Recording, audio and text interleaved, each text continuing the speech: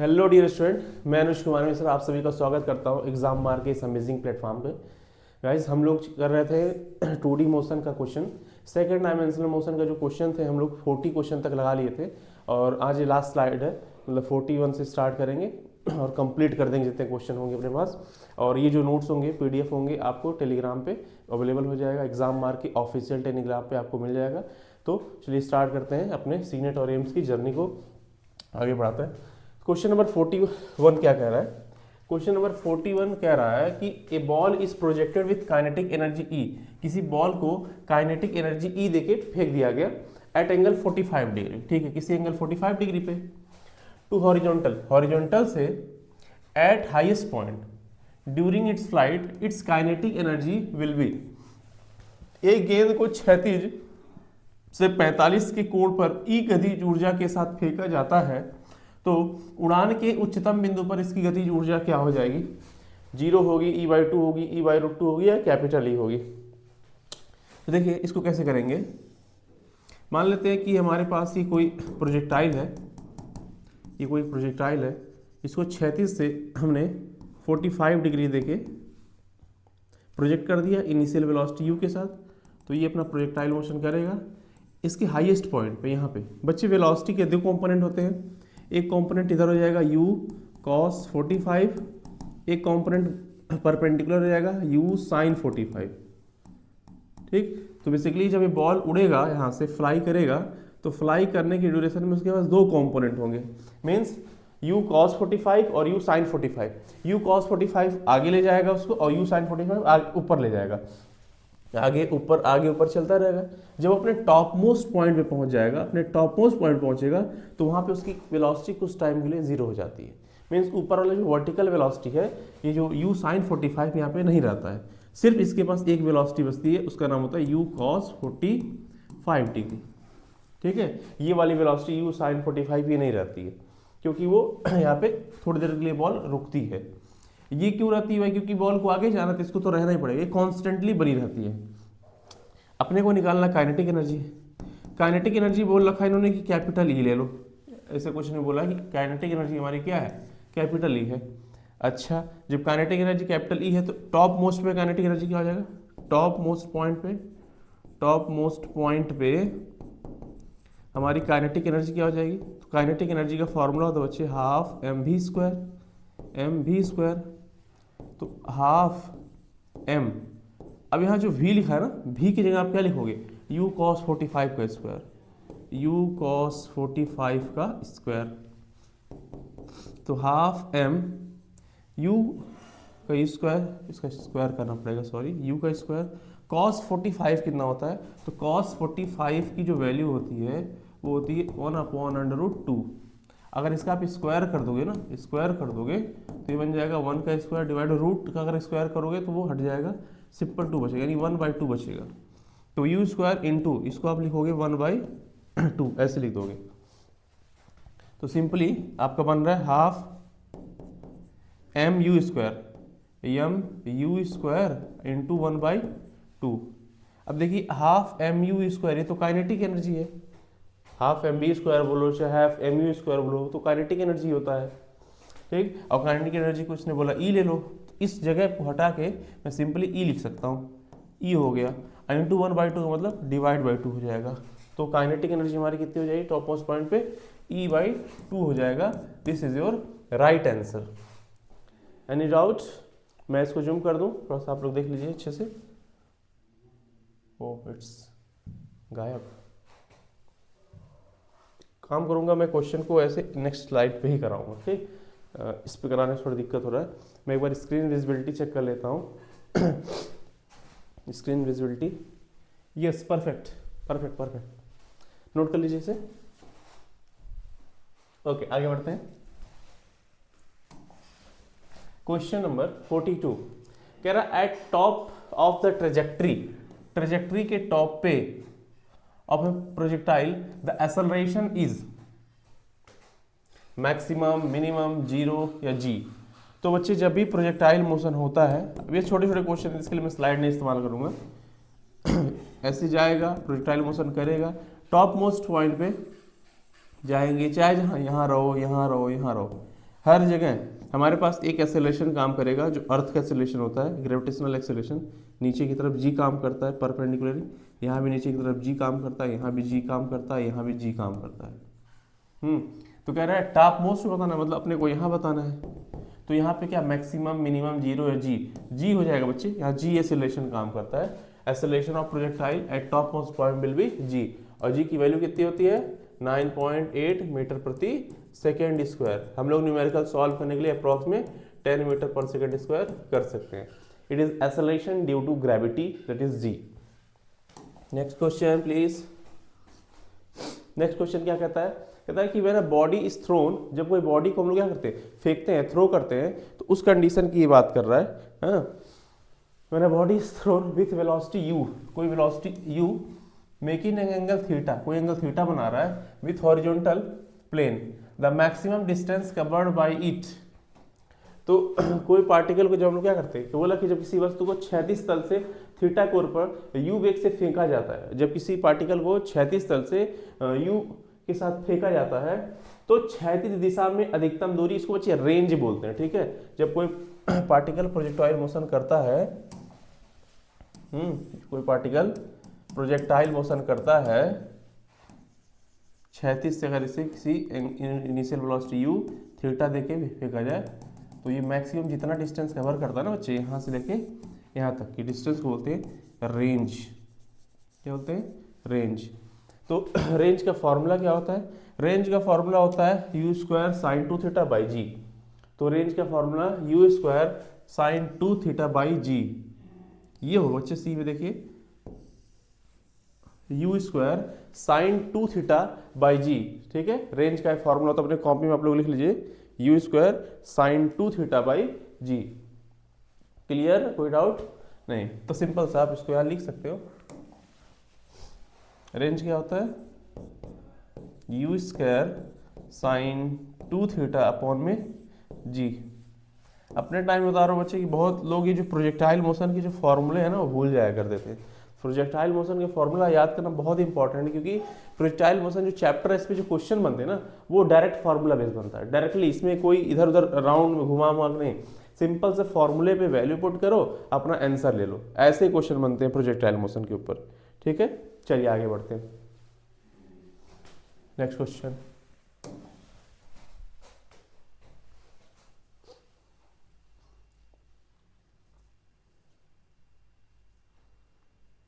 Neglecting the air resistance, time of flight of projectile is determined by, वायु प्रतिरोध की उपेक्षा करने पर, उपेक्षा मतलब कि उसको नेगलेक्ट कर देने पर टाइम ऑफ फ्लाइट किस पे निर्भर करता है, वायु प्रतिरोध की उपेक्षा करने पर प्रक्षेप का उड़न काल किस पर निर्भर करता है। तो जो उड़न काल होता है बच्चे, टाइम ऑफ फ्लाइट होता है, उसका फॉर्मूला होता है T is equal to 2u sine theta upon में जी, ठीक है। टाइम ऑफ फ्लाइट जो हमारा किस बात पे डिपेंड करेगा, तो टाइम ऑफ फ्लाइट हमारा डिपेंड करता है वेलोसिटी पे, एंगल पे, इन सब पे डिपेंड करता है। तो कह रहा है यहाँ पे कि हॉरिजॉन्टल वेग, वर्टिकल वेग, और क्या बोला है, रूट यू स्क्वायर क्षैतिज प्लस का ऊर्ध्व, यू रूट क्षैतिज प्लस वर्टिकल। अब इसको कैसे सॉल्व करोगे, तो जैसे ये u साइन थीटा है, तो u साइन थीटा क्या होता है, हॉरिजॉन्टल होता है कि वर्टिकल होता है। तो आपने देखा था जब किसी प्रोजेक्टाइल को बच्चे ऐसे फेंका जाता है इस तरह, ऐसे एंगल किसी थीटा पे, एंगल u के साथ, इसके कंपोनेंट होते हैं, एक कंपोनेंट होता है u कॉस थीटा और एक कंपोनेंट होता है u साइन थीटा, ठीक। ये देखिए u कॉस थीटा क्या है, ये आपका हॉरिजॉन्टल के लॉन्ग है, हॉरिजॉन्टल के लॉन्ग है, और ये हमारा वर्टिकल के लॉन्ग है, वर्टिकल के लॉन्ग है। तो आप ही देखिए हमारा u साइन थीटा वर्टिकल के लॉन्ग आ रहा है, u साइन थीटा किसके लॉन्ग आ रहा है, वर्टिकल के लॉन्ग आ रहा है। तो आप लोग डिसाइड करके बताएं कि आंसर क्या बनना चाहिए अगर वर्टिकल के लॉन्ग आ रहा है। ऑब्वियसली वर्टिकल बनना चाहिए, हमारे वर्टिकल वेलोसिटी पे ये डिपेंड करेगा, वर्टिकल वेलोसिटी b। ये जो u साइन थीटा है वो कहाँ आ रहा है, आपके वर्टिकल डायरेक्शन में आ रहा है ना, इसलिए ये वर्टिकल पे डिपेंड करता है, वर्टिकल पर डिपेंड करता है, वर्टिकल पर डिपेंड करता है, कोई दिक्कत नहीं होना चाहिए स्क्रीनशॉट ले लीजिए, कोई क्वेश्चन होगा पूछ सकते हैं, कमेंट बॉक्स है आपके सामने। आगे बढ़ा जाए, चलें। ओके, नेक्स्ट क्वेश्चन कह रहा बच्चे कि if initial velocity of A projectile B doubled, किसी भी प्रोजेक्टाइल का इनिशियल वेलोसिटी उसको डबल कर दिया जाए, keeping the angle of projection same, the maximum height reached by it will be. जब कोई प्रोजेक्टाइल को आप लोग क्या करते हो, कहीं फेंकते हो इनिशियल वेलोसिटी u के साथ एंगल थीटा बनाते हुए, तो जो अपने मैक्सिमम हाइट पे पहुंचता है उस कंडीशन पे आप बता सकते हो कि इसका वेलोसिटी क्या होता है। अच्छा नहीं, इसमें क्या पूछ रखा है, हाइट पूछ रखा है। तो हाइट का फॉर्मूला क्या होता है, हाइट का फॉर्मूला क्या होता है 2u² sine theta by G. Height होता है 2u² साइन थीटा बाई जी कह रहा है। तो आप देखिए हाइट हमारा जो है ना, हाइट डायरेक्टली प्रोपोर्शनल आ रहा है u² के, u² के डायरेक्टली प्रोपोर्शनल आ रहा है दुगुन। अभी क्या रहा है क्वेश्चन में कि प्रारंभिक वेग जो u है इसको क्या कर दिया है, u की जगह आप कर दो बच्चे 2u, दो गुना कर दो, क्या कर दो, दो गुना कर दो। तो जो h होगा वो डायरेक्टली प्रोपोर्शनल हो जाएगा 2u के स्क्वायर के तो h डायरेक्टली प्रोपोर्शनल 4u² हो गया। देख रहे हो 4 टाइम्स हो जा रहा है। तो आपकी जो हाइट होगी ना ही वो सेम होगी ना ही वो डबल रहेगी, हाँ ये हो सकती 4 गुनी हो जाएगी। Option number C is your right answer, 4 गुनी हो जाती है। जब किसी आप प्रोजेक्टाइल को फेंकते हो वर्टिकली तो अपने मैक्सिमम हाइट पे वो क्या हो जाता है, 4 गुना हो जाता है, 4 गुना हो जाता है। आगे बढ़े, u² sign theta by u² sine square theta by 2g। बच्चे यहाँ पे मिस्टेक हो गया मुझसे, ये को दिखा है मुझे, यहाँ आप करोगे u² sine square theta upon 2g, ये फॉर्मूला होता है u² sine square theta upon में 2g, ये है फॉर्मूला थोड़ा सा मिस्टेक हो गया था। ओके आगे बढ़ा जाए, नेक्स्ट क्वेश्चन। ये फॉर्मूला देखिए h इक्वल टू क्या होता है u² sine square theta upon में 2g। तो एक पेज पे कहीं ना कहीं हम लोग तीनों फॉर्मूला क्यों ना लिख लें। नेक्स्ट पेज पे चलते हैं, आप लोग लिख लीजिए, सीधे क्वेश्चन आ जाता है इसके ऊपर। प्रोजेक्टाइल के 3 फॉर्मूले, प्रोजेक्टाइल मोशन के हम लोग फॉर्मूले पढ़ रहे हैं। प्रोजेक्टाइल मोशन के पहला फॉर्मूला हमने पढ़ा टाइम ऑफ फ्लाइट का, टाइम ऑफ फ्लाइट का। टाइम ऑफ फ्लाइट क्या होता है, capital T is equals to, आपने थोड़ी देर पहले टाइम ऑफ फ्लाइट पढ़ा था। टाइम ऑफ फ्लाइट देखिए यहाँ पे है 2u sine theta by g, 2u sine theta by g, 2u sine theta by g.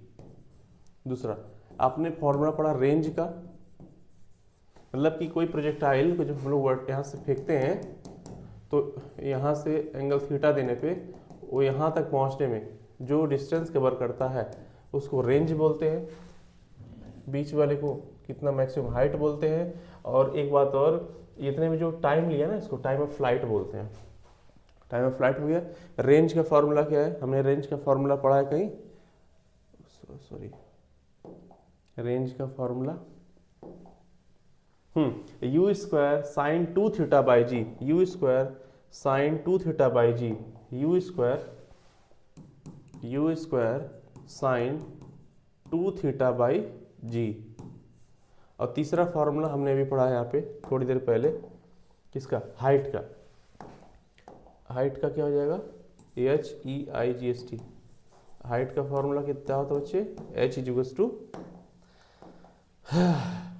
u² sine square theta by 2g, u² sine square theta upon में 2g। एक मेरे तरफ से हाइट और रेंज में रिलेशन ले लो, हाइट और range में relation between h and r। Height और रेंज में रिलेशन क्या होता है, पहला तो मैं आपसे कहता हूं कि मुझे कमेंट बॉक्स में बताओ हाइट और रेंज में क्या रिलेशन होता है। आपको 5 सेकंड का समय दिया जा रहा है, हाइट और रेंज में रिलेशन का फॉर्मूला मुझे बताओ। अगर नहीं आता है तो नोट करो, ठीक है, इसको नोट करो। जो हाइट और रेंज होता है इसका फॉर्मूला आप लोग नोट करिए अपनी कॉपी में, इसको नोट करिए, देखिए range is equals to 4 times of H, 4 times of height cot theta, cot theta. अभी आगे आप पढ़ोगे ना मैक्सिमम क्वेश्चन तो इस फॉर्मूले पे ही सॉल्व हो जाएगा, मैक्सिमम क्वेश्चन, मैक्सिमम प्रॉब्लम इस पे ही सॉल्व हो जाएगा। Range is equals to 4 times of height into cot theta, इसी पे सॉल्व हो जाएगा। कॉपी में इसको लिखिए बच्चे, स्क्रीनशॉट ले लीजिए या तो आप, मैं आपको जगह दे देता हूँ, साइड में हट जाया करता हूँ, आपको अच्छे से जगह मिले। ओके, आगे बढ़ते हैं आप। मैंने प्रोजेक्टाइल मोशन की फॉर्मूले भी लिखवा दिए, किसी कोई डाउट होगा तो आप कमेंट बॉक्स में मैसेज कर दीजिएगा। कह रहा है कि at the top of trajectory, किसी ट्रेजेक्ट्री के टॉप पे, किसी ट्रेजेक्ट्री के टॉप पे, किसके, प्रोजेक्टाइल के, the direction of its velocity and acceleration are. जब आप किस पे होते, टॉप मोस्ट पॉइंट पे होते बच्चे, जब आप कहाँ होते हैं, टॉप मोस्ट पॉइंट पे होते, यहाँ पे, तो आपको पता होना चाहिए, आपके पास तो वर्टिकल वेलोसिटी होता ही नहीं है क्योंकि वो तो जीरो हो जाता है, इसलिए थोड़ी देर के लिए रुकता है। लेकिन you cos theta, you cos theta तो रहता है और ग्रेविटी नीचे लगती है। You can see you cos theta ऐसे है, ग्रेविटी ऐसे है, एंगल 90 डिग्री है। तो क्वेश्चन में कह रहा है कि at the top most of the trajectory of particle या projectile the direction of its velocity and acceleration are perpendicular to each other, parallel to each other, inclined at 45 degree and anti-parallel to each other। गलत है, right answer will be A, perpendicular to each other, एक दूसरे के वो perpendicular होते हैं। हाँ, हालांकि मैंने यहाँ पे सॉल्व करके आपको दिखा दिया। जब कोई बड़े क्वेश्चन टाइप के न्यूमेरिकल वाले रहेंगे तो उनको सॉल्व करने के लिए मैं साइड में जगह ले लिया करूंगा, ये स्लाइड ऐड कर लिया करूंगा। कह रहा है कि which of the following set of factor will affect, इसमें कह रहा है कि which of the following set of factor will affect the horizontal distance covered bye an athlete in long jump. कह रहा है कि निम्नलिखित में से कौन सा कारक लंबी कूद में क्षैतिज दूरी को प्रभावित करेगा। अच्छा, कह रहा है कौन सा फैक्टर ऐसा है जो, कोई मान लो हम लोग लॉन्ग जंप लगाते हैं बच्चे, आप लोगों ने खेला होगा क्या, लंबी कूद, जब आप लोग लॉन्ग जंप लगाते हो तो लॉन्ग जंप में क्या होता है, आप सोचते हो कि मैक्सिमम से मैक्सिमम दूरी तय की जाए, मतलब अपना रेंज बढ़ाने की कोशिश करते हो। जब कोई बच्चा क्या होता है, कूदता है ना जंप वाले में, तो सोचता है कि मैक्सिमम से मैक्सिमम दूरी कवर करे। तो वही कह रहा है कि ये मैक्सिमम से मैक्सिमम जो दूरी है, क्षैतिज दूरी जो इसने बोल रखा है, हॉरिजॉन्टल जो इसने डिस्टेंस बोल रखा है, इसको ये किन फैक्टर पे डिपेंड करेगा। तो रेंज का फॉर्मूला अभी हमने पढ़ा थोड़ी देर पहले, रेंज का फॉर्मूला क्या होता है, रेंज हमारा होता है you square sine 2 theta by ji, you square sine 2 theta by ji, you square sine 2 theta upon में जी, यही था ना, u square sine 2 theta by g. तो हमारा जो रेंज है बच्चे वो किस पे डिपेंड कर रहा है, रेंज डिपेंड कर रहा है पहला तो हमारे वेलोसिटी पे, कौन सा वेलोसिटी है, तो आप देख सकते हैं साइन के साथ फंक्शन है वेलोसिटी का, तो ये हमारा वर्टिकल वेलोसिटी है, ठीक है, हमारे वर्टिकल वेलोसिटी पे, थीटा यानी कि हमारे एंगल पे, बेसिकली हमारा क्या डायरेक्शन होता है उस पर डिपेंड करता है। तो कह रहा है speed before he jump and his weight. कह रहा है जब कोई इंसान कूदने जाता है, ठीक है, कूदने से पहले चाल, तो उसका मतलब स्पीड तथा उसका भार, यहाँ पे कहीं कूदने से पहले चाल तो है लेकिन उसका भार नहीं आ रहा है, यहाँ पे गलत बात है। The direction in which he leaps, मतलब कि कूदने का direction, and he is initial speed. हाँ, देखिए ये रेंज जो है, रेंज हमारा डिपेंड करता है इनिशियल स्पीड पे, सही बात है। लीप बोला, लीप मतलब कि हमारे direction of motion, direction of motion हमारा एंगल थीटा बताता है, ये एंगल हमारा थीटा बताता है, तो यानी कि ये डायरेक्शन ऑफ मोशन पे भी ये डिपेंड करता है, इस पे डिपेंड कर रहा है। तो हमारा ये वाला सही है। हमारा प्रारंभिक चाल यानी कि कूदने की दिशा, आप किधर कूद रहे हो और प्रारंभिक चाल आपकी क्या है, इन बात पे डिपेंड करेगा। जिस बल से वह जमीन को दबाता है उसकी गलत बात है। किस बल से दबाते हैं, यहाँ कहीं आ रहा है इस फॉर्मूले में? नहीं, रेंज में ये सब चीज़ नहीं आती हैं। रेंज में सिर्फ आता है हम कूदने के लिए कौन सा डायरेक्शन चूज किए हैं, और जब हम लोग कूदते हैं, हम लोग जंप लगाते हैं, तो उस कंडीशन में हमारी इनिशियल वेलोसिटी क्या होती है, इन बातों पे डिपेंड करता है। आगे चलते हैं।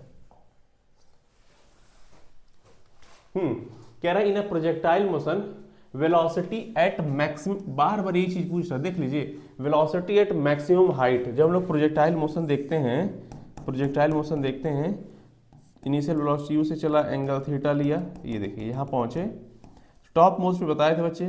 वैसे तो इसके दो वेलोसिटी होता है, एक होता है यू कॉस थीटा जो आगे ले जाता है, एक होता है यू साइन थीटा जो ऊपर ले जाता है।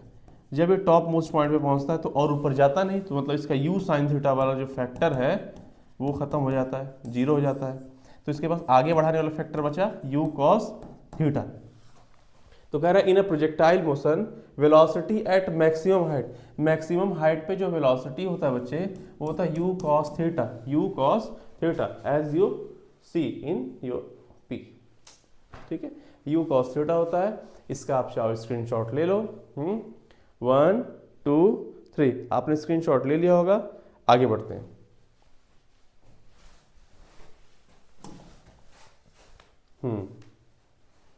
क्वेश्चन नंबर 49 कह रहा है if two bodies are projected at angle 30 degree and 60 degree respectively with the same velocity, यदि दो पिंड समान वे क्रम से 30 और 60 के कोण पर प्रक्षेपित किए जाते हैं तो उनकी रेंज सेम होगी, उनकी हाइट सेम होगी, उनकी टाइम ऑफ फ्लाइट सेम होगी, और ऑल ऑफ दीज, चार ऑप्शन में है। तो एक बात याद रखिएगा, अगर कोई भी पार्टिकल, मैं आपको थोड़ा सा एक बात बताता हूँ, ये नोट वाली पॉइंट है। जब हम लोग प्रोजेक्टाइल मोशन पढ़ाते हैं तो वहाँ पे नोट में लिखवाया जाता है कि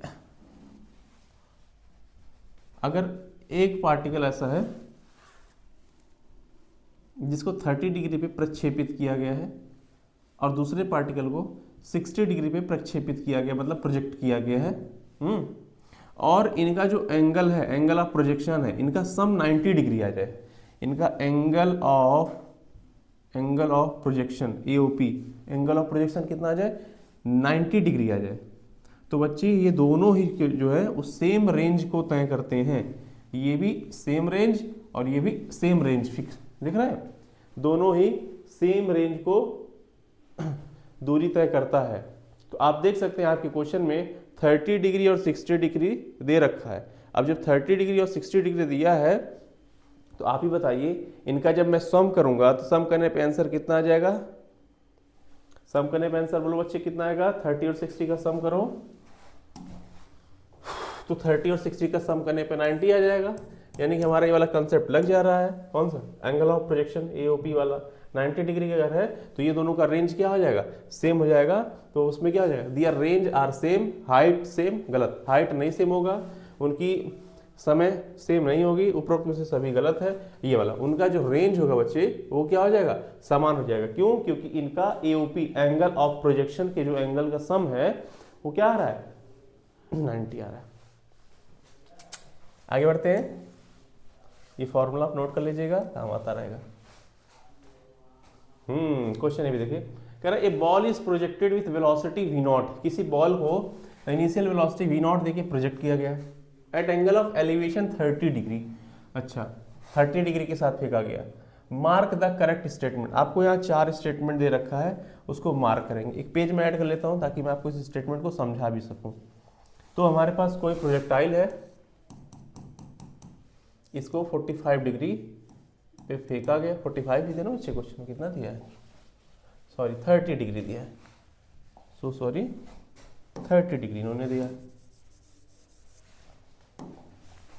ये देखिए, ये हमारा v नॉट के साथ फेंका है, 30 डिग्री पे फेंका है, तो इसके कंपोनेंट करेंगे तो v नॉट cos 30 इधर हो जाएगा, वर्टिकल में आ जाएगा v नॉट साइन 30। आप जिसको प्रोजेक्ट करोगे ना बच्चे, तो यहाँ पे क्या आ जाएगा? यहाँ पे v नॉट साइन 30 खत्म हो जाएगा क्योंकि टॉप मोस्ट पॉइंट पे खत्म। तो यहाँ सिर्फ क्या बचेगा, यहाँ बचेगा वी नॉट कॉस 30, बाकी की हर जर्नी में इधर रहेगा वी नॉट कॉस 30 और नीचे वी नॉट साइन 30, यहाँ वी नॉट साइन 30, मतलब V naught cos 30 sine 30 cos 30 sine 30 हर जगह रहेगा, कॉस साइन हर जगह रहेगा। लेकिन टॉप मोस्ट पॉइंट पे इसका जो हमारा वी नॉट जो साइन वाला कॉम्पोनेंट है वो जीरो हो जाएगा।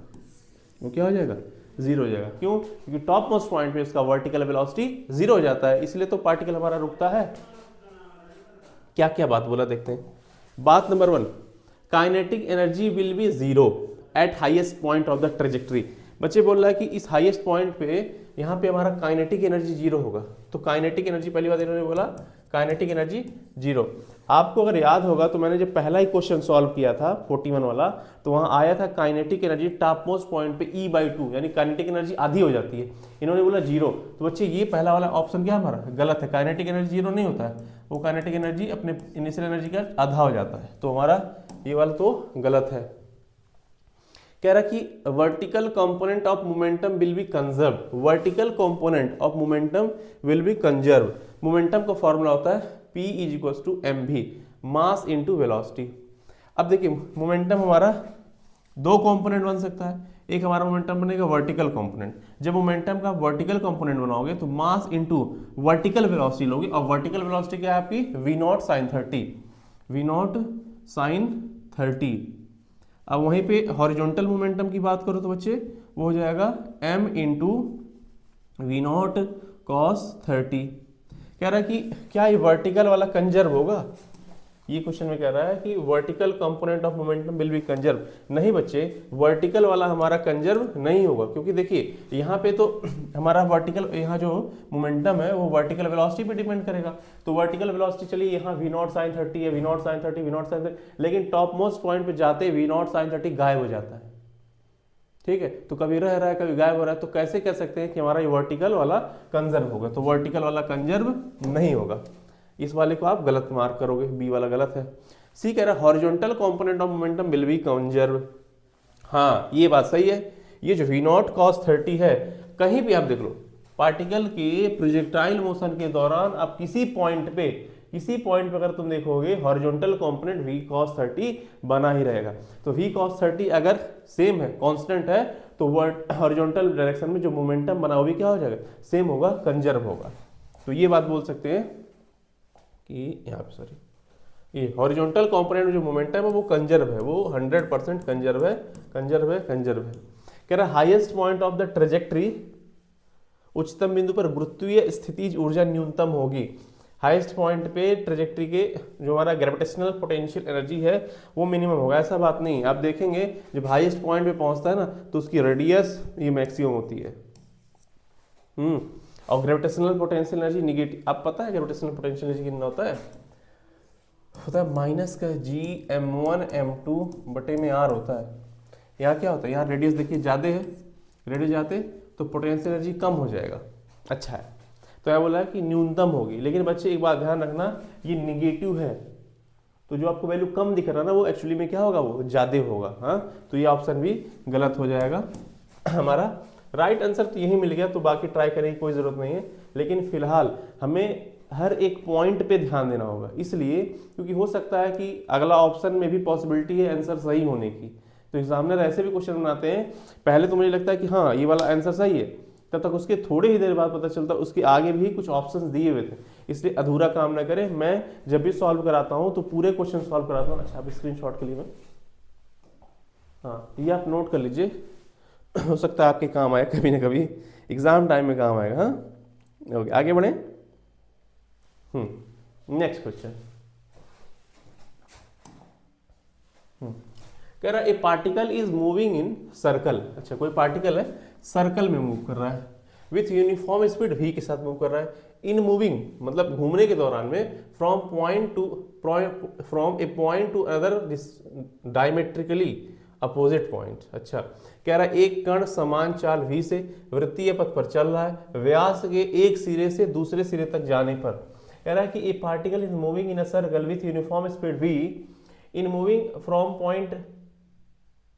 ए point two another diametrically opposite point. इसका क्या मतलब है सुनिए, शेप में लेता हूँ। कोई पार्टिकल है वो सर्कुलर मोशन कर रहा था, कोई पार्टिकल है सर्कुलर मोशन कर रहा था, वो इस पॉइंट से मूव करना शुरू किया और मूव करते करते मान लीजिए मास m है और v वेलोसिटी के साथ मूव कर रहा था, यहाँ आया, यहाँ आया, यहाँ आया, इस तरह मूव कर रहा है।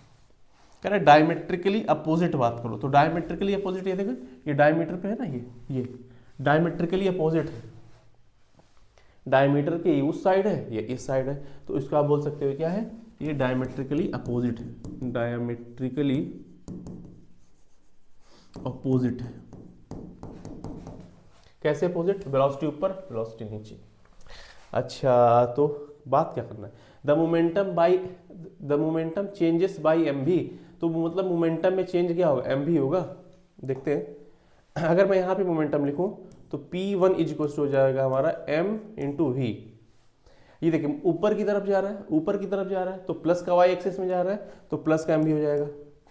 यहाँ पे देखें P2, वहाँ मोमेंटम अगर लिखें P2 इक्वल टू क्या हो जाएगा, m इंटू वी होगा, लेकिन देखिए ये माइनस के y एक्सिस में जा रहा है, तो माइनस का m भी लिख रहे हैं। अब बहुत लोग समझ रहे होंगे कि यहाँ पे सिंबल प्लस माइनस क्यों ले रहे हैं बच्चे। मोमेंटम एक वेक्टर क्वांटिटी है और कोई भी वेक्टर क्वांटिटी की जो होता है वैल्यू, उसमें साइन हम लोग इंक्लूड करते हैं, ठीक है। साइड या तो आप आई कैप जे कैप के फॉर्म में इंक्लूड करो, नहीं तो प्लस माइनस के फॉर्म में इंक्लूड करो, लेकिन आपको साइन इंक्लूड करना पड़ता है, किसी भी वेक्टर क्वांटिटी में साइन इंक्लूड करना पड़ता है। तो चेंज इन मोमेंटम निकाला जाए साइड में, डेल्टा पी मतलब मोमेंटम में चेंज क्या हो जाएगा, फाइनल मोमेंटम माइनस का इनिशियल मोमेंटम। P2 कितना है, माइनस का एम भी, माइनस का एम भी, फिर बीच में माइनस P1 की वैल्यू कितना बच्चे दिया है, वो भी एम भी है, प्लस का एम भी है, तो एम भी हो गया। ये देखिए माइनस का एम भी और माइनस और इधर अंदर प्लस है, तो माइनस प्लस माइनस हो जाएगा, माइनस का एम भी, तो माइनस का एम भी, माइनस का एम भी, माइनस का 2m भी हो जाएगा। तो चेंज जो मोमेंटम होगा ना बच्चे, अगर उसमें डायरेक्शन इंक्लूड किया जाए तो माइनस का 2m भी, और सिर्फ मैग्नीट्यूड लिया जाए, अगर इसका क्या लें, सिर्फ चेंज इन मोमेंटम का मैग्नीट्यूड लें तो वो 2m भी हो जाएगा। तो मोमेंटम में जो चेंज है वो तो आपका m भी नहीं होगा। कह रहा है कि संवेग में कह रहा था मोमेंटम चेंज बाय 2m भी, हाँ ये बात सही है, मोमेंटम 2m भी से चेंज होता है। The kinetic energy change by half mv square. अच्छा, चेंज इन काइनेटिक एनर्जी क्या हाफ mv स्क्वायर होगा, गलत बात है। काइनेटिक एनर्जी का जो चेंज होगा वो बच्चे जीरो हो जाएगा। क्यों जीरो होगा, जरा देखिए कहाँ गए, यहाँ पे काइनेटिक एनर्जी आप क्या लिखोगे, के इक्वल टू लिखोगे हाफ mv स्क्वायर लिखोगे। काइनेटिक एनर्जी क्या हो जाए, हाफ mv स्क्वायर। अब वहाँ कितना लिखोगे, के इक्वल टू लिखोगे, अच्छा k1 है k2 है, हाफ mv स्क्वायर। अच्छा सॉरी जीरो कैसे लाओगे, final change in kinetic energy क्या हो जाएगा, k2 माइनस का k1। अब देखो k2 और k1 तो सेम ही है, जीरो हो जाएगा। तो कह रहा है कि the kinetic energy changes by half mv square, नहीं चेंज हाफ mv स्क्वायर नहीं होता है, the kinetic energy by mv square, नहीं ये भी गलत है। काइनेटिक एनर्जी ना ही mv स्क्वायर होगा, ना ही हाफ mv स्क्वायर होगा, ना ही मोमेंटम mv होगा। सॉरी मोमेंटम की चेंज की बात कर रहा है और काइनेटिक एनर्जी की भी चेंज की बात किया मैंने। हाँ चलिए आगे बढ़ते हैं। स्क्रीनशॉट हो गया, न्यूमेरिकल है। कह रहे cricketer can throw a ball to a maximum horizontal distance of 100 metre. अच्छा आर मैक्स दिया है, R max maximum horizontal distance दिया है 100 metre. The speed with which he throw the ball. अच्छा नियरेस्ट टू इंटीजर ही बताना। Basically कह रहा है कि किसी बॉल को प्रोजेक्ट किया गया और मैक्सिमम रेंज हमारा 100 मीटर का है, तो किस वेलोसिटी के साथ फेंका है वो आपको बताना है, इनिशियल वेलोसिटी बताना है। एक क्रिकेटर गेंद को अधिकतम 100 मीटर क्षैतिज दूरी तक फेंकता है, तो गेंद का वेग क्या हो जाएगा बच्चे। देखो जब हम लोग निकालते हैं आर मैक्स की वैल्यू, मैक्सिमम जो होता है you square by ji, you square by G. R max की वैल्यू तो इसने दे दिया है, आर मैक्स की वैल्यू इन्होंने दे दिया है, कितना दिया आर मैक्स की वैल्यू 100 मीटर दिया है, 100 लिख लो। यू अपने को निकालना है, यू स्क्वायर आने दो और जी का वैल्यू 10 होता है। क्रॉस मल्टीप्लाई लगा दो तो यू स्क्वायर इसको हो जाएगा 1000, यू स्क्वायर क्या बन जाएगा अंडर रूट ऑफ 1000। 1000 का रूट निकालो तो देखिए यहाँ से 100 को अगर बाहर निकालोगे तो 10 बच जाएगा, अंडर रूट 10 बचा। बच्चे जो रूट 10 होता है ना उसकी वैल्यू हमेशा याद कर लेना पाई होता है, पाई मतलब कि 3.14 होता है। तो यहाँ ये सब कंपटीशन के लिए ज़रूरी होता है। तो 10 इंटू हमारा कितना है 3.14, तो अगर आप इसका मल्टीप्लाई करोगे तो 31.4 आ रहा है, इतना मीटर आ रहा है। क्वेश्चन में बोला है कि नियरेस्ट इंटीजर बताओ, नियरेस्ट इंटीजर के फॉर्म में बताना है। तो 31.4 के नियरेस्ट में कितना हो जाएगा 32 हो जाएगा मीटर पर सेकेंड। सॉरी अप्रॉक्स में कितना लिख सकते हैं 32 मीटर प्रति second is upper answer. Option number C. कैसे किया है आप लोग देख सकते हैं, डाउट कोई हो तो पूछ सकते हैं। चलिए बहुत अच्छी बात। क्वेश्चन नंबर हमारा 52 तक हो गया। चलिए ये क्वेश्चन हो गया, अब हम लोग आगे चलते हैं, नेक्स्ट क्वेश्चन सॉल्व करेंगे। Question number 53। Guys question number 53 क्या कह रहा है, कह रहा है कि ए बॉडी ऑफ मास 100 ग्राम, कोई बॉडी है जिसका मास 100 ग्राम है, रोटेट कर रहा है किसमें सर्कुलर पाथ में जिसका रेडियस r है, with constant velocity the work done in a complete revolution. जब कभी सर्कुलर पाथ में हम लोग मूव करते हैं तो सर्कुलर पाथ के अंदर आपको हमेशा याद होगा अंदर की तरफ एक फोर्स काम करता है, उसका नाम है सेंट्रीपिटल फोर्स, और वेलोसिटी होता है टेंजेंट के अलोंग v, और यही हमारा होता है डायरेक्शन डिस्प्लेसमेंट का। दोनों का एंगल के बीच एंगल 90 बन गया। तो वर्क क्या होता है force into displacement into cos theta. अब बच्चे यहाँ पे कॉस थीटा हमारा कितना है 90 डिग्री। मैंने 3 4 5 6 बार करा दिया ये चीज कि सर्कुलर पाथ में हमारा वर्क डन कितना होता है 0 होता है।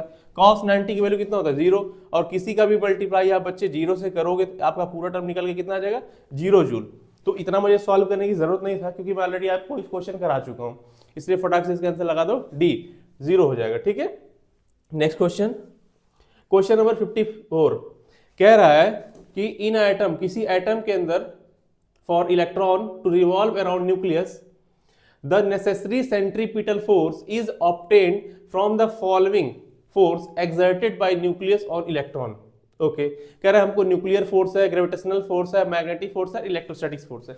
जैसे कि मैंने कल आपको बताया था कि जब किसी सर्कुलर पाथ में हम लोग मूवमेंट करते हैं तो अगर मान लो वो हम रस्सी को सर्कुलर पाथ में घुमा रहे हैं तो हमारा सेंट्रीपिटल फोर्स बैलेंस किससे होता है टेंशन फोर्स से बैलेंस होता है। सेकंड मैंने बताया था जब आप कभी सर्कुलर मोशन करते हो अपने बाइक को रोड पे चलाते हो तो हमको जो आवश्यक सेंट्रीपिटल फोर्स है कहाँ से मिलता है तो टायर और रोड के बीच में लगने वाले फ्रिक्शन से मिलता है। फिर मैंने ये भी बताया कि हमारा सन और अर्थ एक दूसरे जो हमारा सन है अर्थ के अराउंड रिवॉल्व करता है तो उनके बीच में सेंट्रीपिटल फोर्स कहाँ से मिलता है उनके बीच की ग्रेविटेशनल फोर्स से मिलता है। आज वही क्वेश्चन सिमिलर है, कह रहा है कि एक हमारे पास न्यूक्लियस है उसके अराउंड ऑर्बिट है उसमें इलेक्ट्रॉन चक्कर लगा रहा है तो यहां भी सर्कुलर मोशन हो रहा है। तो बताओ बच्चे इस बार हमको कहां से मिलेगा सेंट्रीपिटल फोर्स। ये देखो न्यूक्लियस होता है पॉजिटिव नेचर का, इलेक्ट्रॉन होता है नेगेटिव नेचर का। तो इनके बीच में चार्जेस के बीच में जो फोर्स लगता है उसको बोलते हैं कूलाम फोर्स, या फिर आप बोल सकते हो इलेक्ट्रोस्टैटिक फोर्स। इलेक्ट्रोस्टैटिक फोर्स स्थिर वैद्युत बल, ठीक है इलेक्ट्रोस्टैटिक फोर्स। तो जब कोई इलेक्ट्रॉन न्यूक्लियस के अराउंड सर्कुलर पाथ में घूमता है तो उसको आवश्यक जो सेंट्रीपिटल फोर्स है वो कहां से मिलता है स्थिर वैद्युत बल, चुंबकीय बल नहीं, गुरुत्वाकर्षण बल नहीं, नाभिकीय बल नहीं, इलेक्ट्रोस्टैटिक फोर्स स्थिर वैद्युत बल यहां से मिल जाएगा। बहुत आसान सा क्वेश्चन था, थ्योरेटिकल था। आगे बढ़ते हैं। चलिए नेक्स्ट कह रहा है कि what is the angular velocity of earth. Earth की एंगुलर वेलोसिटी क्या होती है। आपने पढ़ा था एंगुलर वेलोसिटी क्या होता है, एंगुलर वेलोसिटी होता है angular displacement divide by time period T. अब हमारा जो अर्थ है वो चक्कर लगाती है अपने एक्सिस पे, अर्थ अपने एक्सिस पे चक्कर लगाती है तो आप जानते हो वो पूरा चक्कर लगाएगी 360 डिग्री में, और तो आपका थीटा कितना हो जाएगा 2 पाई। और टाइम अर्थ एक अपना रेवोल्यूशन कंप्लीट करने में कितना समय लेती है 24 घंटे का समय लेती है, तो डिवाइड बाय 24 हो जाएगा। अब देखिए यहाँ पे बहुत बच्चे गलती करेंगे यार 2 पाई अपॉन 24 लगा कर जाएंगे, गलत है ये 2 पाई बाई 24 हावर है बच्चे। ऑप्शन में आपको सेकंड दिया है तो आपको हावर को सेकंड में बदलना पड़ेगा। तो आप जानते हो इसको सेकंड में बदलने के लिए क्या करोगे, एक हावर में कितने सेकंड होते हैं 60 मिनट होता है, उस 60 से मल्टीप्लाई करोगे तो बन जाएगा 3600 सेकंड। 3600 सेकंड उस 3600 का अब देखो यहाँ पे क्या लिखोगे, लिखोगे 2 पाई डिवाइड बाई 24 इंटू, अब हावर की वैल्यू कितना 3600 सेकंड, यहाँ रख लो 3600 सेकंड। अब ये तो मुझे याद है, लर्न है, कि 24 घंटे में कितने सेकंड होते हैं, 8,06,400 होता है। तो 86400 radian per second, option number is your right answer. 8,06,400 second हमारे पूरे एक दिन में हमें मिलते हैं, हर इंसान को पर डे 8,06,400 सेकंड मिलते हैं। तो अर्थ को कितना हो गया, रेवोल्यूशन में हो जाएगा 2 pi by 8,06,400 radian per second. आगे बढ़ते हैं, कह रहा था angle of projection at which the horizontal range and maximum height of projected are equal to. अच्छा, कह रहा है कि वो आप एंगल ऑफ प्रोजेक्शन बताओ। अच्छा, मान लीजिए ये हमारे पास, सुनिए,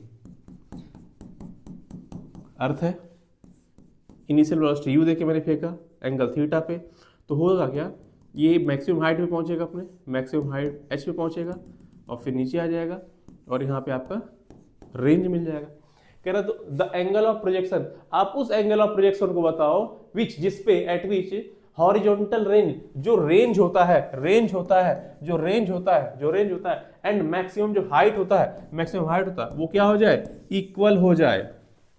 आर और एच क्या हो जाए, आपस में इक्वल हो जाए। तो आपको एंगल बताना है बच्चे। ये मैं क्वेश्चन आपको कराया था, क्वेश्चन नहीं, मैंने इसका फॉर्मूला बताया था। रेंज और हाइट में रिलेशन क्या होता है, तो range is equal to height, यहाँ जो सॉरी हाइट होता है क्या होता है, 4 times of H cot theta होता है।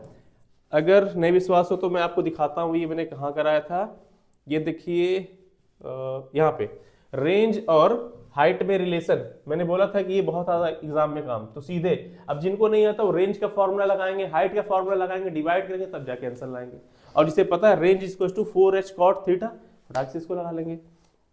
अब देखिए इसी फॉर्मूले को मैं इस्तेमाल करूंगा और आपको समझाता हूं। कहाँ गया, ये देखिए, क्या था, कह रहा था कि the angle of projection at which the horizontal range and maximum height of projectile are equal, मतलब अपने को आर और एच को इक्वल कर देना है।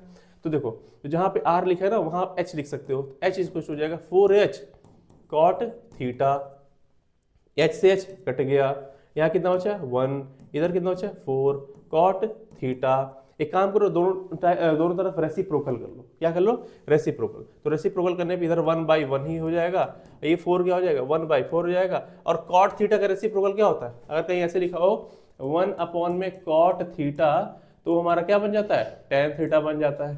तो अपने को यहाँ लिख लेना है tan थीटा, 4 का क्रॉस मल्टीप्लाई लगा दो, तो 4 इक्वल टू क्या आ गया बच्चे, tan थीटा। अपने को थीटा निकालना है, तो थीटा इक्वल टू क्या हो जाएगा, ये tan को इधर भेजो तो tan इनवर्स बन जाएगा, tan इनवर्स 4। ठीक है, tan इनवर्स 4 कहीं ऑप्शन में देखिए 45 डिग्री गलत हो जाएगा, tan इनवर्स 0.25 गलत है, tan इनवर्स 4 है, या इसको 76 डिग्री भी बोल सकते हो, ऑप्शन नंबर सी। चलो सी नेट और एम से निकालना है, option number C is your right answer. Next कह रहा था horizontal range is 4 times of maximum height attained by a projectile, the angle of projection is. Okay, कभी भी क्वेश्चन में ऐसे आ जाए, मुझे इतना सॉल्व करना ही नहीं है, उसने बोल दिया मैक्सिमम हाइट बोल दिया, ठीक है। तो कोई प्रोजेक्टाइल मैक्सिमम हाइट, कह रहा था हॉरिजॉन्टल रेंज इज 4 टाइम, ठीक है, कर ही लेते हैं। कह रहे जो हमारा हॉरिजॉन्टल रेंज है, जो horizontal range is 4 time of maximum height, 4h हो गया। तो एंगल ऑफ प्रोजेक्शन बताइए, वही फॉर्मूला लगाते हैं, रेंज इज इक्वल टू क्या होता है 4h cot थीटा। आर की वैल्यू 4h दिया है, तो बच्चे 4h रख लो, 4h equal to 4h cot theta. ये लो 4h से 4h कट गया, 1 टाइम्स में कटेगा, तो 1 इक्वल टू क्या आ गया बच्चे cot थीटा। अब देखो दोनों तरफ फिर से रेसिप्रोकल ले लो, तो 1/1 और 1/cot थीटा, 1/1 1 होता है और 1/cot थीटा tan थीटा होता है। और tan थीटा के कितने वैल्यू के लिए वैल्यू 1 होता है, tan थीटा के कितने वैल्यू के लिए वैल्यू 1 होता है, तो tan 45 की वैल्यू 1 होती है, तो tan 45 की वैल्यू कितनी होती है 1 होती है। इसलिए हमारा एंगल ऑफ प्रोजेक्शन कितना हो जाएगा 45 डिग्री हो जाएगा। सिंपल फॉर्मूला बेस्ड क्वेश्चन, जिसको फॉर्मूला आता है वो सीधे यहाँ रखेगा, वैल्यू सॉल्व करके 5 सेकंड में आंसर लेके आएगा। 5 सेकंड ओनली 5 सेकंड। जिनको क्या पता रहेगा, मेरा बताया हुआ ये फॉर्मूला याद रहेगा। जिसको नहीं पता होगा वो रेंज पहले निकालेगा, हाइट निकालेगा, उसके बाद उनका रेशियो लेगा। इतना किसको करना है, सीधे याद रखो ना, रेंज इसको होता है 4h cot थीटा। आगे बढ़ते हैं, नेक्स्ट बच्चे बात करते हैं 64। कह रहा है if AR is and AT, what is AR and AT क्या है, AR मतलब बोला है रेडियल की बात कर रहा है, रेडियल एक्सेलरेशन की बात कर रहा है, जो क्या होता है सेंट्रीपिटल एक्सेलरेशन होता है। सेंट्रीपिटल एक्सेलरेशन होता है उसको सुनो रेडियल बोल रखा। एटी क्या होता है? Tangential acceleration. टेंजेंशियल मतलब कि जब आप टेंजेंट के लॉन्ग देखते हो तो कोई एक्सेलरेशन एटी होता है। Motion of particle will be uniform in circular motion. बच्चे एक बात याद रखो, जब कभी आपका यूनिफॉर्म सर्कुलर मोशन होता है, यूनिफॉर्म सर्कुलर मोशन होता है तो आपका स्पीड क्या होता है? हर जगह सेम होता है। जहां स्पीड सेम होगा वहां टेंजेंशियल वेलोसिटी को लाने की कोई जरूरत नहीं है। कहीं स्पीड बढ़ रही होती है चाहे स्पीड घट रही होती है, उस कंडीशन में आपको टेंजेंशियल एक्सेलरेशन एटी को लेके आना है, ठीक है। लेकिन यहाँ पे तो यूनिफॉर्म है, जब कभी यूनिफॉर्म मोशन होता है तो टेंजेंशियल एक्सेलरेशन क्या हो जाता है? जीरो होता है, इससे आने की कोई जरूरत नहीं। हाँ, लेकिन आप सर्कुलर मोशन करते हो तो ये बात फिक्स है कि सेंटर की तरफ एक फोर्स काम करेगा, उस फोर्स का नाम होता है एसी, सेंट्रीपिटल फोर्स। थोड़ा फास्ट कर रहे हैं क्योंकि बहुत ज्यादा क्वेश्चन अपने को लगाने हैं।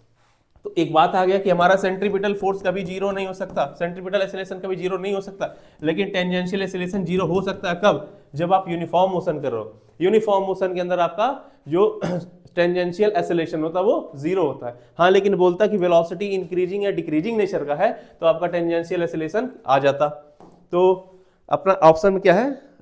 ए सी, यानी सेंट्रीपिटल एक्सेलरेशन जीरो नहीं होगा और टेंजेंशियल जीरो होगा। देखते हैं, पहला बोल रहा है कि हमारा रेडियल, रेडियल और सेंट्रीपिटल लिखिए जीरो, पहले गलत। सर्कुलर मोशन करते टाइम हो ही नहीं सकता कि आपका ए आर जीरो हो, ठीक है। ए आर जीरो नहीं है, एटी जीरो, हाँ ये बात सही है। ए आर जीरो और नहीं, ये बात गलत है। यूनिफॉर्म जब है तो एटी जीरो होगा। Okay, any problem you can comment. Okay, question number 59 कह रहा है कि if the radius of curvature of path of two particle of same masses, दो पार्टिकल जिनका मास सेम है और रेडियस ऑफ कर्वेचर का रेशियो क्या है? मतलब r1 की वैल्यू 1 दे रखा है और r2 की वैल्यू कितना दे रखा है? 2 दे रखा है। In order to have a constant centripetal force, अच्छा दोनों के भी जो सेंट्रीपिटल फोर्स है Fc1 और Fc2 आपस में क्या है? बराबर है। तो there velocity should be in ratio, इनका वेलोसिटी क्या हो जाएगा? सेंट्रीपिटल फोर्स का फॉर्मूला होता है F = mv² अपॉन में r। हाँ, तो आप देखोगे बच्चे फॉर्मूला में पहले रख लो, पहले वाले सेंट्रीपिटल का equals to m, mass m है, पहले वाले का वेलोसिटी अपने को नहीं पता, वेलोसिटी v1 लिख लो, v1 का स्क्वायर अपॉन पहले वाला का रेडियस 1 है तो 1 लिख लो। इक्वेशन नंबर 1 बन गया। अब दूसरे वाले का सेंट्रीपिटल एक्सेलरेशन 2 के लिए मास m है, वेलोसिटी v2 हो जाएगा, v2 का स्क्वायर और बाद में रेडियस हमारा क्या हो जाएगा? r2, mv²/r2 हो गया इक्वेशन नंबर 2। इक्वेशन 1 और 2 को डिवाइड कर दें तो लिखो इक्वेशन 1 डिवाइड बाय इक्वेशन 2। वैसे इतना लंबा करने की जरूरत नहीं है, लेकिन कोई बात। बोल रखा है यहाँ पे एक चीज बोला इन्होंने कि सेंट्रीपिटल फोर्स इनका क्या है? कांस्टेंट है। कांस्टेंट मतलब कि दोनों का जो सेंट्रीपिटल फोर्स है वो बराबर है। तो एक काम करिए, दोनों को इक्वल कर लीजिए, इतना लंबा करने की आवश्यकता नहीं है। इनको इक्वल करने पे हमको पता चलता है क्या कि हमारा mv1 का स्क्वायर अपॉन में 1 = mv2 का स्क्वायर अपॉन में 2। m से m कट गया। एक काम करो, v1 ऐसे रहने दो, v1 का स्क्वायर, v2 इधर ला दो, v2 का स्क्वायर हो गया = 1 को इधर भेज दो, 1/2 हो गया। ये देखो, ये पूरे टर्म्स आपके बच्चे कैसे बन रहे हैं? v1 का स्क्वायर अपॉन में v2 का स्क्वायर = 1/2 है। v1/v2 ऐसे लिख लो, v1 अपॉन में v2, ये पूरे का स्क्वायर = 1/2 है। एक काम करो, स्क्वायर उधर भेजो, रूट बन जाएगा, तो v1 अपॉन में v2 = रूट में 1/2। 1 का रूट 1 होता है और 2 का रूट √2 हो जाएगा, इसलिए v1/v2 कितना हो जाएगा? 1√2 हो जाएगा रेशियो में। ऑप्शन देखते हैं, ऑप्शन आया क्या? 1/2। ये इधर देखिए बच्चे, 1/√2 आया है। आज हमारे साथ डॉक्टर अशफाक बैठे हुए, इनको मैंने बुलाया है और आपके बीएससी नर्सिंग से रिगार्डिंग कुछ इन्फॉर्मेशन, जैसे बच्चे को क्या कोर्स करना चाहिए बीएससी नर्सिंग में, जीएनएम एएनएम में आखिर में क्या चॉइस ऑफ सिलेक्शन होना चाहिए। आजकल बच्चे क्या होता है कि रैंडम सा बस जान ले कि हाँ नर्सिंग का कोर्स होता है, वो नर्सिंग का कोर्स कोई भी पकड़ लेते हैं, कोई जीएनएम पकड़ लेता है, कोई एएनएम पकड़ लेता है, कोई हो सकता है अपने मन से बीएससी नर्सिंग पकड़ लेता है। इसलिए काउंसलिंग एक्सपर्ट है डॉक्टर अशफाक, तो उन्होंने आज हमें बताया है कुछ टाइम में आपका वो वीडियो पहुंच जाएगा जिसमें आप देखोगे कि किस तरह इंपॉर्टेंट है बच्चों को कैरियर सिलेक्शन। तो कैरियर सिलेक्शन बहुत इंपॉर्टेंट रोल है और वो यहाँ पे अशफाक सर निभाते हैं। तो उनका वीडियो आपको जल्दी मिलेगा, हो सकता है बायोलॉजी के लिए यही आए और हो सकता है कैरियर से रिलेटेड जो भी काउंसलिंग होता है वो लेने के लिए वही आएंगे। ठीक है, चलिए बच्चे, काउंसलिंग बहुत ज़्यादा जरूरी है।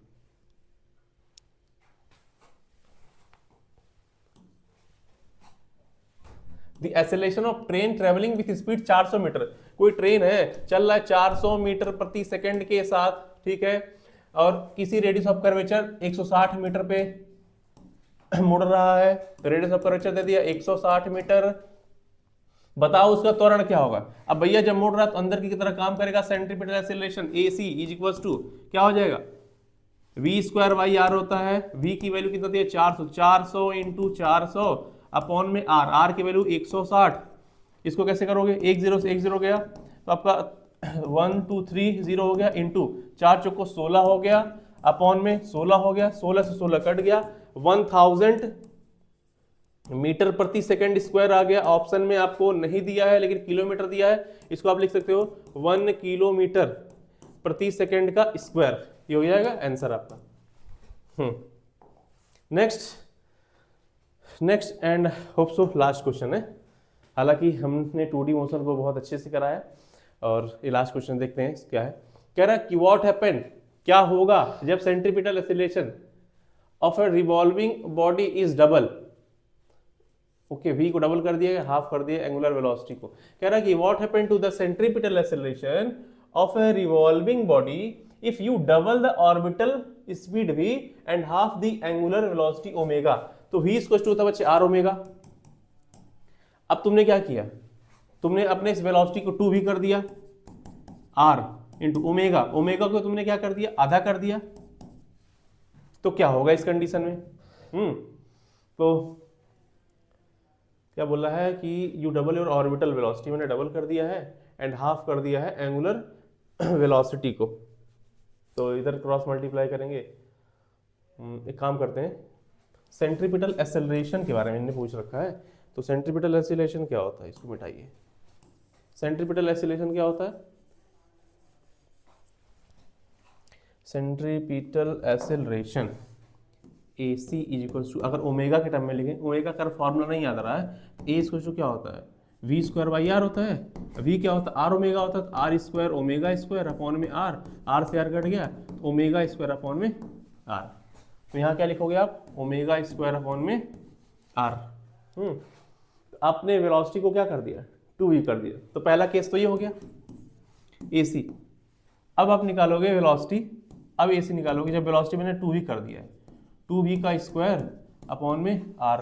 तो 2v का स्क्वायर कितना हो जाएगा, ये हो जाएगा 4 स्क्वायर, सॉरी 4 स्क्वायर नहीं, 2 2 4 हो जाएगा, इंटू v का स्क्वायर और नीचे रेडियस r है, और ओमेगा क्या कर दिया गया, ओमेगा बाई 2 कर दिया गया, ओमेगा बाई 2 का स्क्वायर अपॉन में r, यानी आगे ओमेगा स्क्वायर अपॉन में 4 इंटू r।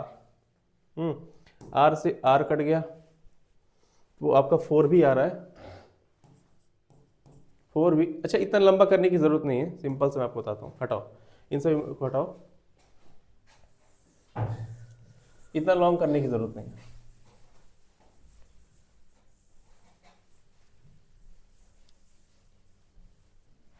हम लोग तो एक बात जानते हैं ना, देखो इसको क्या है, टाइम न वेस्ट करते हो, सिंपल वाले मेथड से करते हैं। हम लोग एक बात जानते हैं, जो v क्या होता है, डायरेक्ट v इक्वल टू होता है r ओमेगा। टाइम बचाने का मेथड है, v इक्वल टू क्या होता है, r ओमेगा।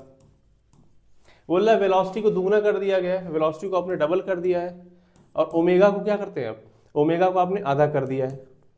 तो जब पहले वाले कंडीशन में आप लोग वेलोसिटी को डबल करोगे, उसी रेशियो में ओमेगा भी डबल हो जाएगा, ठीक है। फिर अगले वाले केस में जैसे आपने ओमेगा को आधा किया तो वेलोसिटी भी क्या हो जाएगा, आधा हो जाएगा। मींस दोनों सेम प्रोपोर्शन में चेंज होते हैं। जब दोनों सेम प्रोपोर्शन में चेंज होता है और सेंट्रीपिटल एक्सीलरेशन क्या होता है, v स्क्वायर बाई r होता है, या ओमेगा टर्म में ओमेगा स्क्वायर r होता है। आप ऐसे लिखो चाहे ऐसे लिखो, अगर वेलोसिटी ओमेगा के साथ सेम प्रोपोर्शन में चेंज होता है तो यहाँ भी क्या हो जाएगा, ओमेगा भी सेम प्रोपोर्शन में वेलोसिटी के साथ चेंज होगा, यानी कि आपके सेंट्रीपिटल एक्सीलरेशन पे कोई फर्क नहीं पड़ने वाला है। The centripetal acceleration remain unchange, क्योंकि v और ओमेगा आपस में क्या होते हैं, डायरेक्टली प्रोपोर्शनल होते हैं। अगर आप वेलोसिटी को डबल करोगे तो ओमेगा भी डबल होगा, अगर आप ओमेगा को आधा करोगे तो वेलोसिटी भी आधा होगा। मींस दोनों सेम प्रोपोर्शन में चेंज हो रहे हैं। इसलिए एक्सेलरेशन के फॉर्मूले में अगर आप वेलोसिटी को डबल करोगे तो ओमेगा भी डबल होता जाएगा, ओमेगा को आधा करोगे तो v भी आधा होता चले जाएगा, यानी कि दोनों का जो प्रोपोर्शन है वो सेम आएगा। जब प्रोपोर्शन सेम आएगा तो जो वैल्यू होगी हमारी अनचेंज होती है, इसलिए आपका आंसर रहेगा अनचेंज। ये सब फालतू की बातें हैं, यहाँ हम लोग मैथमेटिक्स से बचने का ये मेथड है ratio method, ratio and proportion पढ़ाया जाता है ना क्लास 8 में, रेशियो एंड प्रोपोर्शन मेथड। ठीक, यहाँ पे आपका कंप्लीट होता है 2 dimensional motion. Thank you very much. Okay ठीक है गाइस, फिर मिलते हैं अगले चैप्टर में। तो हमारा 1D मोशन हो गया, 2D मोशन हो गया, आगे आएगा न्यूटन्स लॉ ऑफ मोशन, फिर हम लोग आगे ऐसे से rotational motion, work done power, work energy power, ये सब पढ़ेंगे चैप्टर। और 12 तक जितने भी क्वेश्चन सब लोग लगाएंगे, एक एक क्वेश्चन नहीं छोड़ेंगे। सीनेट में, एम्स में सिलेक्शन पक्का है अगर आपने सारे क्वेश्चन कर लिए तो। ठीक है, ओके रखते हैं, बाद में मिलेंगे, बाय बाय, जय हिंद।